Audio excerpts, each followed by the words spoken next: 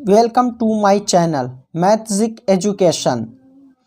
आज हम इस वीडियो में त्रिकोणमिति का परिचय एवं सूत्र के बारे में जानेंगे। इंग्लिश वर्ड ट्रिग्नोमेट्री की जो व्युत्पत्ति है वो ग्रीक शब्दों से हुई है। फ्राई, जहाँ पे TRI फ्राई का अर्थ है तीन, और गोन का अर्थ है भुजा, और मैट्रोन का अर्थ है माप। प्रश्न है, त्रिकोणमिति में किसका अध्ययन किया जाता है? तो त्रिकोणमिति में एक त्रिभुज की भुजाओं और कोणों के बीच जो भी संबंध है उसका अध्ययन किया जाता है। प्राचीन काल में त्रिकोणमिति का प्रयोग किस लिए किया जाता था? तो प्राचीन काल में खगोलविद त्रिकोणमिति का प्रयोग पृथ्वी से तारों और ग्रहों की दूरियां मापने में करते थे। अब प्रश्न आता है, वर्तमान समय में त्रिकोणमिति का प्रयोग किसमें किया जा रहा है या किया जाता है? तो वर्तमान समय में त्रिकोणमिति का प्रयोग इंजीनियरिंग और भौतिक विज्ञान में भी आज किया जा रहा है या किया जाता है कह सकते हैं। पाइथागोरस प्रमेय क्या कहता है? तो पाइथागोरस प्रमेय का कथन है, किसी समकोण त्रिभुज में समकोण बनाने वाली भुजाओं यानी भुजा आधार और भुजा लंब के वर्गों का योग यानी जोड़ त्रिभुज के कर्ण के वर्ग के बराबर होता है। जब हम आधार और लंब को जोड़ते हैं तो हमारे पास कर्ण आता है। इस त्रिभुज की भुजाओं को आधार यहाँ AB दिया गया है, लंब BC और कर्ण AC दिया गया है। हम PQR भी ले सकते हैं, ये बदल सकता है। दिया गया यहाँ कर्ण सबसे लंबी भुजा होती है क्योंकि यह 90 डिग्री के कोण के विपरीत है। यहाँ हमारा कर्ण AC है जो और आधार AB है और लंब BC है। तो कर्ण स्क्वायर बराबर आधार स्क्वायर प्लस लंब स्क्वायर। इस प्रमेय की सहायता से यदि किसी भी दो भुजाओं की माप ज्ञात करना हो, पता करना हो, तो तीसरी भुजा की माप ज्ञात कर सकते हैं। पहले से अगर हमें दो दिया हुआ हो, जैसे मान लिया जाए आधार और लंब दिया हो, तो हम कर्ण की वैल्यू याद कर सकते हैं, और कर्ण और आधार दिया हो तो लंब की वैल्यू याद कर सकते हैं। कर्ण और लंब दिया हो तो आधार याद कर सकते हैं, और कर्ण और आधार दिया हो तो लंब याद कर सकते हैं। इस प्रमेय की सहायता से किसी भी दो भुजाओं की माप हो तो तीसरी भुजा आसानी से हम ज्ञात कर सकते हैं। पाइथागोरस प्रमेय किसके नाम पर रखा गया है? ये प्रश्न है। इस प्रश्न का आंसर जो है, इस प्रमेय का नाम पाइथागोरस नामक एक यूनानी जो गणितज्ञ थे उनके नाम पर रखा गया है।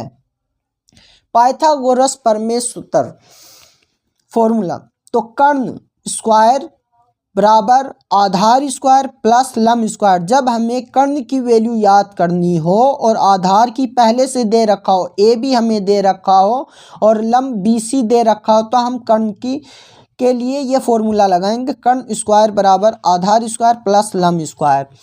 और आधार स्क्वायर याद करना हो तो कर्ण में से लंब घटा देंगे तो हमारे पास आधार की वैल्यू आ जाएगी, और लंब याद करना हो तो कर्ण में से आधार घटा देंगे तो लंब स्क्वायर बराबर कर्ण स्क्वायर माइनस आधार स्क्वायर। जहाँ हमने लिया है कर्ण AC है हमारा, आधार AB है और लंब BC है। अब प्रश्न आता है, समकोण त्रिभुज किसे कहते हैं? तो जिस त्रिभुज का एक कोण 90 डिग्री का हो उसे समकोण त्रिभुज कहते हैं। सम्मुख भुजा किसे कहते हैं? तो सम्मुख भुजा किसी त्रिभुज या चतुर्भुज में विपरीत कोण की भुजा को सम्मुख भुजा कहते हैं। जैसे यहाँ कोण A की सम्मुख भुजा दिया गया है। संलग्न भुजा किसे कहते हैं? संलग्न भुजा किसी कोण के साथ लगी भुजा को संलग्न भुजा कहते हैं। यहाँ दे रखा है आपको कोण A की संलग्न भुजा। त्रिकोणमितीय अनुपात किसे कहते हैं? तो त्रिकोणमितीय अनुपात समकोण त्रिभुज की भुजाओं के कुछ अनुपातों का उसके न्यून कोणों के सापेक्ष अध्ययन को त्रिकोणमितीय अनुपात कहते हैं, जिससे हम साइन, कोस, टेन, कोट, सेक और कोसेक वगैरह का ज्ञात कर सकते हैं। साइन ए बराबर लंब बटे कर्ण, जहाँ पे हमारा लंब है BC बटे कर्ण है AC। कोस ए याद करना हो तो आधार बटे कर्ण, आधार AB और कर्ण है AC। टेन ए बराबर लंब बटे आधार BC बटे AB। कोट ए आधार बटे लंब AB बटे BC। सेक ए बराबर कर्ण बटे आधार, तो कर्ण AC और आधार AB। कोसेक ए बराबर कर्ण बटे लंब AC बटे BC, क्योंकि यहाँ पे कर्ण AC है और लंब हमारा BC है और आधार AB है हमारा। टेन ए याद करना हो तो टेन ए याद करने के लिए साइन ए में कोस ए का भाग देंगे, तो टेन ए बराबर साइन ए बटे कोस ए। यहाँ आप ए की जगह थीटा भी ले सकते हैं, किताब में भी ए भी आता है थीटा भी आता है। कोट ए बराबर कोस ए बटे साइन ए, टेन ए का उल्टा कोट होता है। व्युत्क्रम त्रिकोणमितीय अनुपात सूत्र या formula sine A multiply cosec ए बराबर 1 हमें दिया हुआ हो तो हम यहाँ से 2 वैल्यू और निकाल सकते हैं। अगर साइन का ज्ञात करना हो तो साइन ए बराबर 1 बटे कोसेक ए। यहाँ पे साइन के मल्टीप्लाई में है कोसेक, तो कोसेक दूसरी साइड जाता ही, यानी जब मल्टीप्लाई एक तरफ हो दूसरी तरफ जाएगा तो वो डिवाइड में चेंज हो जाता है। तो साइन ए बराबर 1 बटे कोसेक ए। कोसेक ए बराबर, अब यहाँ पे कोसेक याद करना हो तो साइन को भेज दिया, कोसेक ए बराबर 1 बटे साइन ए। ऐसे ही कोस ए मल्टीप्लाई सेक ए बराबर 1। कोस ए याद करना है तो सेक को भेज दिया, तो कोस ए बराबर 1 बटे सेक ए हो जाता है हमारा। यहाँ पे अब सेक ए याद करना था तो कोस को भेज दिया, कोस ए सेक ए बराबर 1 बटा कोस ए। इसी तरह ten A multiply cot A बराबर 1 दे रखा है। यहाँ भी अगर टेन ए याद करना हो तो कोट को भेज दो और कोट को याद करना हो तो टेन को भेज दो, तो टेन ए बराबर 1 बटे कोट ए, और कोट याद करना है तो कोट ए बराबर 1 बटे टेन ए। अब आता है वर्ग संबंधित फॉर्मूला, जितनी भी त्रिकोणमितीय वर्ग संबंधित है फॉर्मूला इससे जुड़ी हुई है वो फॉर्मूला। तो साइन स्क्वायर ए प्लस कोस स्क्वायर ए बराबर 1, ये फॉर्मूला होता है। यहाँ पे आप 3 फॉर्मूला याद कर लेंगे तो आप 12 फॉर्मूला और याद कर लेते हैं, यानी टोटल 17 फॉर्मूला हो जाता है। और यहाँ पे आपको समझना है, रटना नहीं है, याद करना है, समझकर दिमाग में रखना है, ऑटोमेटिक बनाने आ जाएगा। तो साइन स्क्वायर ए प्लस कोस स्क्वायर ए बराबर 1। अब साइन का वैल्यू याद करना हो तो कोस को दूसरी तरफ भेजेंगे, जहाँ प्लस माइनस में और माइनस प्लस में चेंज हो जाता है।